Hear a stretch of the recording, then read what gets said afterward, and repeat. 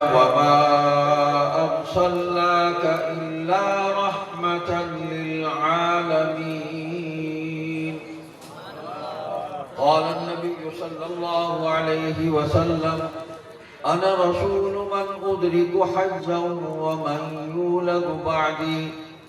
صدق الله مولانا العظيم وصدق رسوله النبي الصادق الوعد الأمين. تمام حضرات درود پاک پڑھ لیں. اللهم صل على محمد وعلى آل محمد كما صليت على إبراهيم وعلى آل إبراهيم إنك حميد مجيد. اللهم بارك على محمد وعلى آل محمد كما باركت على إبراهيم وعلى آل إبراهيم إنك حميد مجيد.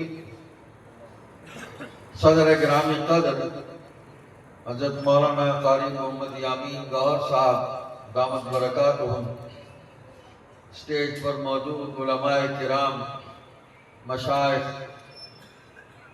برادر عزیز مولانا شاہ نواز فاروقی حافظہ اللہ، میرے بزرگوں، بھائیوں، عزیزوں، وقت بہت بیت گیا اور میرے خیال میں کام کی اور ضروری باتیں میرے پیش رو مقررین نے بڑی تفصیل کے ساتھ آپ حضرات کے سامنے بیان کر دی.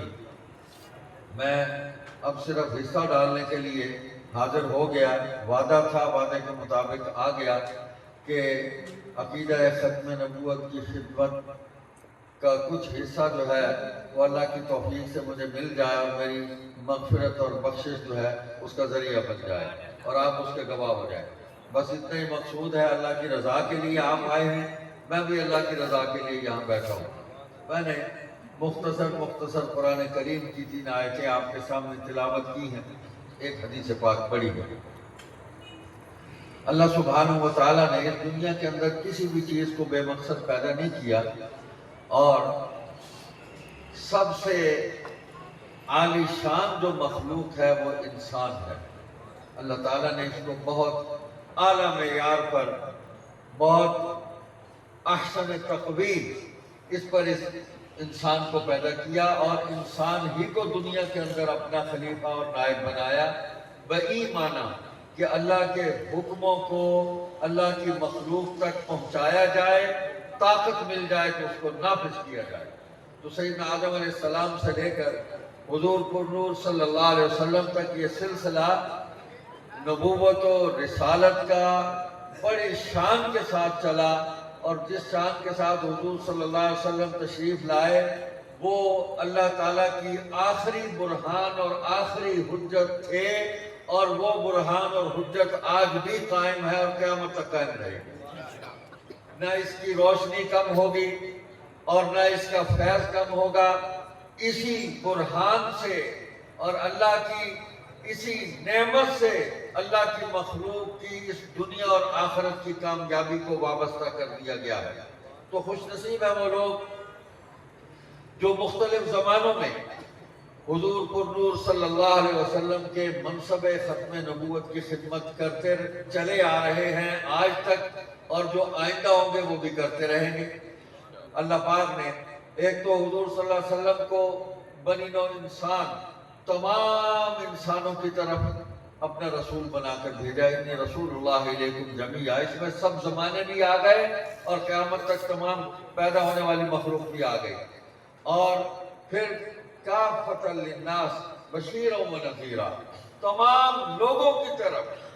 نہ زمانے کی تعیین ہے اور نہ لوگوں کی تعیین ہے. جب تک انسان اس کائنات کے اندر موجود ہے ان سب کی طرف حضور صلی اللہ علیہ وسلم اللہ کی طرف سے خوشخبریاں سنانے والے اور اللہ کی ناراضی سے ڈرانے والے، اس کے عذاب سے ڈرانے والے بنا کر بھیجے گئے. اور تیسری بات کہ اللہ سبحانہ و تعالیٰ نے آپ صلی اللہ علیہ وسلم کو تمام جہانوں کے لیے رحمت بنا کر بھیجا ہے. وما ارسلناک الا رحمتا للعالمین. جہاں بھی کوئی عالم ہے، جہاں بھی کوئی مخلوق ہے، سب کے لیے حضور ہی نبی اور رسول ہے. اس دنیا کے اندر بھی اللہ کی رحمت بن کر تشریف لائے، رحمت والا دین لائے، رحمت والی کتاب لائے، رحمت والے اعمال لے کر آئے، اور رحمت والی زندگی اور پاکیزہ سیرت لے کر آئے، اور ایسی جماعت تیار کر کے اس دنیا سے رخصت ہوئے کہ اس جماعت کے بھی اعمال جو ہے وہ رحمتوں والے، برکتوں والے اعمال ہیں، وہ جماعت صحابہ ہے۔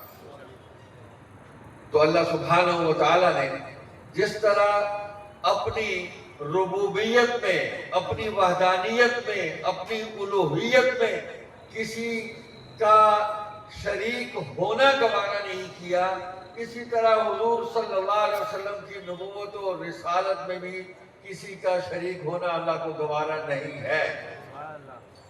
جیسے فرما رہے تھے عبید بھائی، حضرت امیر شریعت رحمۃ اللہ علیہ اکثر فرمایا کرتے تھے کہ یہ لا جو ہے نا، یہ نفی جنس کا ہے۔ طلباء کو جب سمجھاتے تھے کہ یہ جس پر آ جائے تو پنجابی میں فرماتے تھے بی مار چھوڑ ہے، کہ لا جدے اتنے آ جائے وہ نسل مکا دیتا ہے، بی مار دیتا ہے۔ فرمایا کہ یہ لا جو ہے یہ جب الہ پر آیا تو اللہ کے ماں سوا جتنے بھی لوگوں نے ربوبڑے بنائے ہوئے تھے ان سب کو اس لا نے تہس نحس کر دیا، ختم کر دیا، الا اللہ، مگر اللہ، اور کوئی نہیں۔ اسی طرح فرمایا کہ جب حضور صلی اللہ علیہ وسلم کی زبان مقدس سے اللہ پاک نے لا نبی بعدی اس کا اعلان فرمایا تو اب حضور کے بعد کوئی نبی نہیں ہے، پیدا ہی نہیں ہونا ہے ہی نہیں۔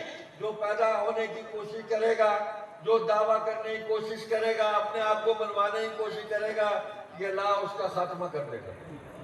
تو آج تک تو کوئی نہیں چل سکا، حضور کے زمانے سے لے کے آج تک کوئی نہیں چل سکا، اور نہ حضور نے کسی کے ساتھ مفاہمت کی، مسلمہ کذاب سے کوئی مفاہمت نہیں کی، اس کا نام کذاب حضور نے رکھا، اور آج تک امت اس کو کذاب کہتی چلی آ رہی ہے، اور قیامت تک اس کو جتنے بھی اہل ایمان ہیں اس کو کذاب ہی کہیں گے۔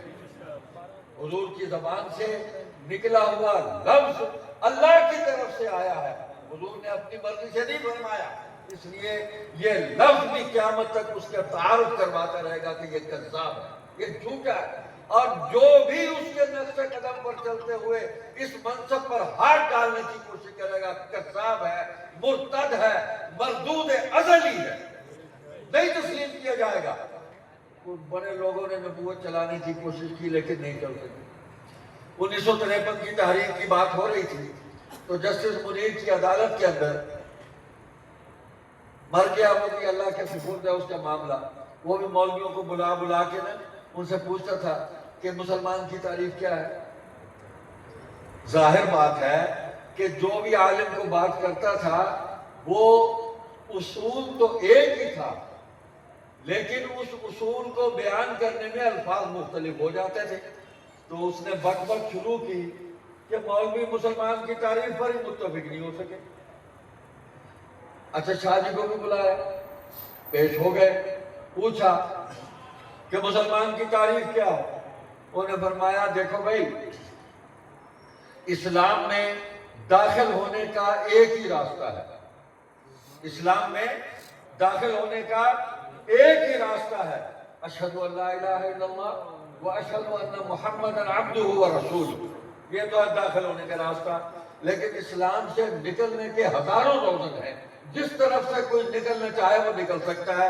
جیسے فرما رہے تھے کہ نماز کا انکار کر دو نکل گیا، روزے کا انکار کر دو نکل گیا، قرآن کا انکار کر دو نکل گیا، ایک حرف کا انکار کر دے قرآن کے نکل گیا وہ اسلام سے، حدیث کا انکار کر دے نکل گیا، سنت کا انکار کر دے نکل گیا، ختم نبوت کا انکار کر دے نکل گیا، صحابہ کے مقام اور منصب کا انکار کر دے نکل گیا، ہزاروں روزن۔ تو جسٹس صاحب کو تو پسینہ آ گیا، اس کو تو سمجھ کچھ نہیں آئی کہ اب کیا کرنا ہے۔ کہا میں تو اسی کو مسلمان سمجھتا ہوں، مسلمان کی تعریف یہی ہے جو اللہ کی توحید کو مانتا ہے اس طرح جس طرح حضور صلی اللہ علیہ وسلم نے بیان فرمائی ہے، وہ مسلمان ہے، اور جو حضور صلی اللہ علیہ وسلم کو اسی طرح خاتم النبیین مانتا ہے جس طرح آپ نے فرمایا ہے، وہ مسلمان ہے، اور جو اپنی مرضی سے کوئی نظام چلائے وہ مسلمان نہیں۔ تو بھائی صاحب فارغ ہو گئے۔